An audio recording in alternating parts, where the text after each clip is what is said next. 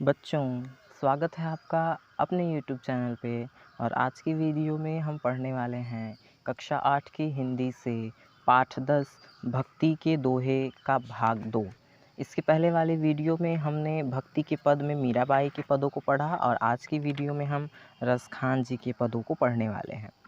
तो चलिए बिना देरी किए हम अपने पाठ पर आते हैं, लेकिन उससे पहले हम रसखान जी का एक संक्षिप्त परिचय देख लेते हैं। नीचे देखिए, आप अपने साथ जो है बुक रखिए और देखते हुए चलिएगा। रसखान कृष्ण भक्ति शाखा के प्रसिद्ध कवि थे। इनका जो वास्तविक नाम मूल नाम था सैयद इब्राहिम था, और यह जो है एक मुस्लिम कवि थे, परंतु श्री कृष्ण से जो है इन्हें अनन्य प्रेम था और इन्होंने श्री कृष्ण के लिए जो है भक्ति के गीत लिखे हैं। तो इनका मूल नाम सैयद इब्राहिम था और इन्होंने रसखान नाम से जो है रचना की है, इसलिए यहाँ जो इनकी रचना दी गई है उसमें रसखान दिया हुआ है। इनकी प्रसिद्ध रचना सुजान रसखान है और प्रेम वाटिका है। इन्होंने अपनी रचनाओं में श्री कृष्ण के प्रति प्रेम और तन्मयता और भाव विह्वलता के जो है का वर्णन किया है, जिसके लिए प्रसिद्ध हैं। इसके अलावा इन्होंने दोहा, कवित्त और सवैया इत्यादि पर जो है इत्यादि रचनाएं की हैं, यानी दोहे भी लिखे हैं, कवित्त भी लिखे हैं, सवैये भी लिखे हैं और इत्यादि छंदों की रचना की है। तो चलिए आते हैं रसखान द्वारा रचित उनके पद पर। 2 पद दिए गए हैं आपको, हम दोनों पदों को पढ़ेंगे, उनका अर्थ जानेंगे। लेकिन उससे पहले आप लोगों से रिक्वेस्ट है कि अगर आप चैनल पे फर्स्ट टाइम विज़िट कर रहे हैं तो चैनल को सब्सक्राइब करना ना भूलें, और वीडियो यदि पसंद आए तो इसे लाइक करना ना भूलें। चैनल को सब्सक्राइब करने के बाद बेल आइकन को ऑल पे सेट करना ना भूलें, ताकि आने वाली हर वीडियो का नोटिफिकेशन पहुंचता रहे। तो चलिए बिना देरी के शुरू करते हैं हमारा पाठ। आज का रसखान द्वारा रचित भक्ति के पद। 2 पद दिए गए हैं इसमें। पहला पद क्या कहता है? बैन वही उनको गुण गाई, और कान वही उन बैन जो सानी। हाथ वही उन गात सरे, और उपाय वही जो उन वही अनुजानी। जान वही उन प्राण के संग, अप्राण वही जो करी मनमानी। त्यों रसखानी वही रसखानी, जो है रसखानी सो है रसखानी। पहले बच्चों हम पद को पढ़ लेते हैं, उसके बाद इसकी व्याख्या करेंगे। तो पहला पद कहता है बैन वही। बैन का मतलब होता है वाणी या वचन कह सकते हैं। वाणी वही है उनको गुण गाई, जो उनके गुण को गाए, अर्थात उनकी जो है विशेषता का गुणगान करे। वाणी की सार्थकता या वाणी वह है, वाणी की सार्थकता यह है जो उनका गुणगान करे। और कान वही उन बैन जो सानी। कान वही है जो उनके बैन यानी वचनों को सुनते हैं। सानी का अर्थ होता है सुनना। कान की सार्थकता यह है कि उनके वचनों को सुने, और वचन की सार्थकता, वाणी की सार्थकता यह है कि उनके गुणों को गाएं। अब उनके गुणों को गाने का अर्थात श्री कृष्ण के। रसखान जी कहते हैं कि वचन की, वाणी की सार्थकता यह है कि वह श्री कृष्ण के गुणगान गाए, और कान की सार्थकता यह है कि जो है वह उनके जो है बात वाणी को सुने। हाथ वही उन गात सरे, और हाथ वही है यानी उत्तम हाथ वही होता है। हाथ की सार्थकता यह है जो उनके गात सरे। गात का अर्थ होता है शरीर।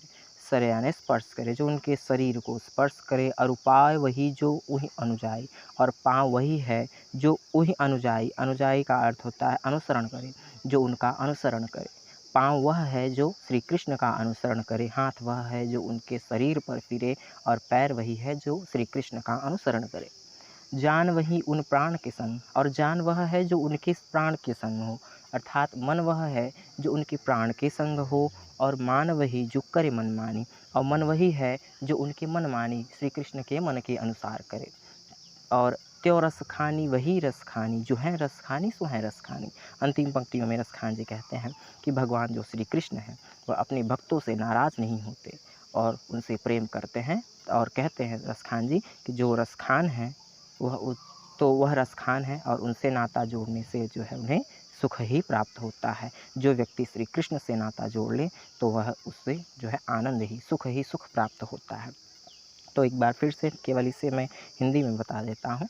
रसखान जी कहते हैं वाणी की सार्थकता यह है, वाणी वह है जो उनके गुणगान गाए, श्री कृष्ण का गुणगान गाए।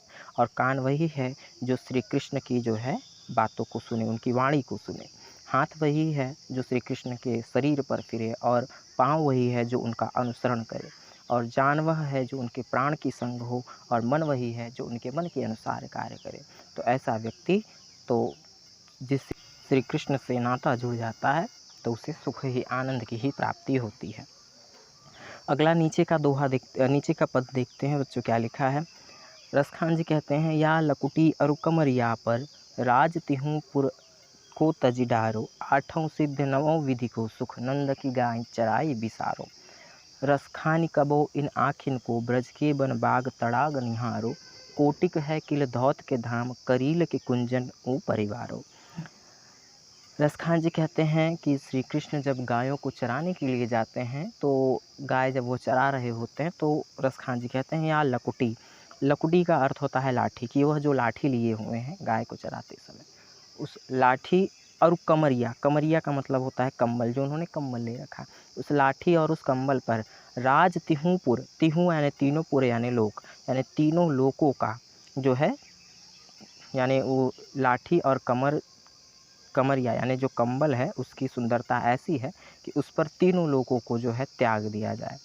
तीनों लोक यानी स्वर्ग, मृत्युलोक और पाताल लोक, स्वर्गलोक, मृत्युलोक और पाताल लोक। रसखान जी कहते हैं, श्री कृष्ण के हाथों में जो लाठी है और उनके जो है जो कंबल है, जब गाय चराते हुए जो कंबल रखते हैं उसकी सुंदरता ऐसी है कि उस पर तीनों लोगों को जो है न्यौछावर किया जा सकता है, तीनों लोगों को जो है त्याग दिया जा सकता है। आठों सिद्धि नवों विधि के सुख, और आठों सिद्धियों और 9 विधियों के ज्ञाता जो श्री कृष्ण हैं, नंद की गाय चराए विसारो, कि आठों सिद्धि और 9 विधियों के जो ज्ञाता श्री कृष्ण हैं वह नंद की गायों को चराने में, यानी नंद की गाय को चराने का जो आनंद है वो भी जो है भूल बैठे हैं। रसखानी कबो इन आखिन सो, ब्रज के बन बाग तड़ाग निहारो। रसखान जी कहते हैं कि रसखानी कबो इन आखिन सो, कि कब मैं इन नेत्रों से ब्रज के उन वन, बाग और तड़ाग कहते हैं तालाबों को निहारूंगा, यानी जहाँ जहाँ श्री कृष्ण क्रीड़ा करते थे, जहाँ गायों को चराने जाते थे, कब मुझे यह सौभाग्य मिलेगा कि मैं अपने नेत्रों से ब्रज की उन जो है गाँव को, उन वन को, उस बाग और उस तालाब को देखूंगा। कौटिक हो किले दौत के धाम, करील के कुंजन ऊपर वारो।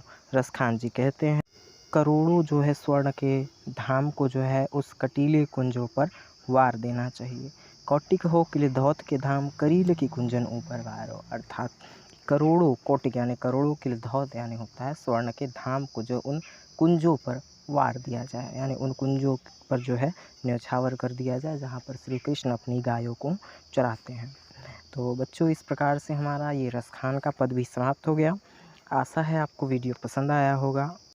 अगर आपको वीडियो पसंद आए तो इस वीडियो को लाइक करें और साथ ही साथ मित्रों में साझा करें ताकि वो भी घर बैठे पढ़ाई कर सकें। तो मिलते हैं हम अगले चैप्टर पे।